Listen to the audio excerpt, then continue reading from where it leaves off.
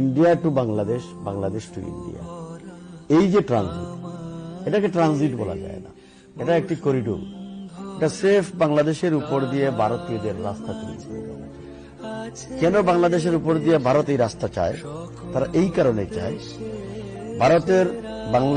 ভারতের যে এই যে 7টি রাজ্য, 7 সিস্টার, এটা হল আসাম, ত্রিপুরা, মেঘালয়, অরুণাচল, মিজোরাম, নাগাল্যান্ড, এই যে 7টি অঙ্গরাজ্য, এই 7টি অঙ্গরাজ্য ভারত নামক রাষ্ট্র সৃষ্টির পর থেকেই তাদের স্বাধীনতার জন্য তারা লড়াই করে যাচ্ছে, সংগ্রাম করে যাচ্ছে, আন্দোলন করে যাচ্ছে। এবং এই স্বাধীনতাকামী 7টি অঙ্গরাজ্যকে দাবিয়ে রাখার জন্য, দমিয়ে রাখার জন্য ভারত দিল্লি থেকে শাসন করতে, তাদের ফুয়েল পাঠাতে, তাদের ত্রাণ, তাদের সামগ্রী পাঠাতে, তাদের সোলজার পাঠাতে, তাদের আর্মস এমিউনিশন পাঠাতে 3 দিনের মতো সময় লাগে, দিল্লি টু 7 সিস্টার। আর যদি ভারতের বেনাপুল বর্ডার দিয়ে বাংলাদেশ হয়ে, ঢাকা হয়ে, আগরতলা হয়ে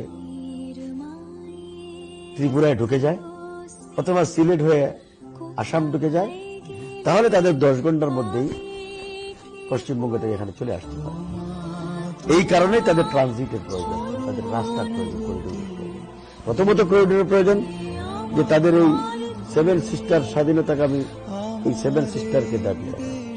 দ্বিতীয়ত হল যে বাংলাদেশের উপর দিয়ে যদি এই রাস্তাটা তৈরি হয়ে যায়, তাহলে পার্মানেন্টলি, চিরস্থায়ীভাবে বাংলাদেশ তাদের দাসত্বের শৃঙ্খলে বন্দী হবে এবং বাংলাদেশটা একটা অকার্যকর রাষ্ট্র, একটি সিকিমের মতো, ভুটানের মতো একটি রাষ্ট্রে রূপান্তরিত হলো ইউপিসে। তো আর এখানে বাংলাদেশ নামক এই রাষ্ট্র একটি মুসলিম সংখ্যাগরিষ্ঠ রাষ্ট্র, একটি আজ্ঞাবহ রাষ্ট্রের রূপান্তরিত হলো। এর পরবর্তীতে আমি যে কথাগুলো বলবো,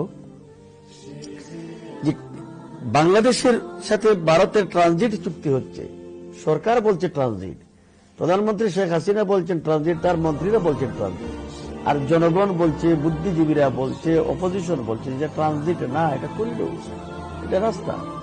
তারা যখন গোপন চুক্তি করে আসলেন, যখন সাংবাদিকরা শেখ হাসিনাকে বিমানবন্দরের প্রশ্ন তিনি কোনো উত্তর দেন নাই এবং এটার ব্যাপারে তিনি জনগণের কাছে তুলে ধরেন, এবারে কোনো পাবলিকলি দেশের জনগণকে জানতে দেওয়া হয়নি।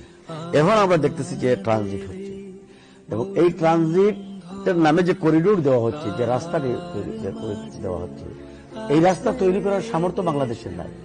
এর জন্য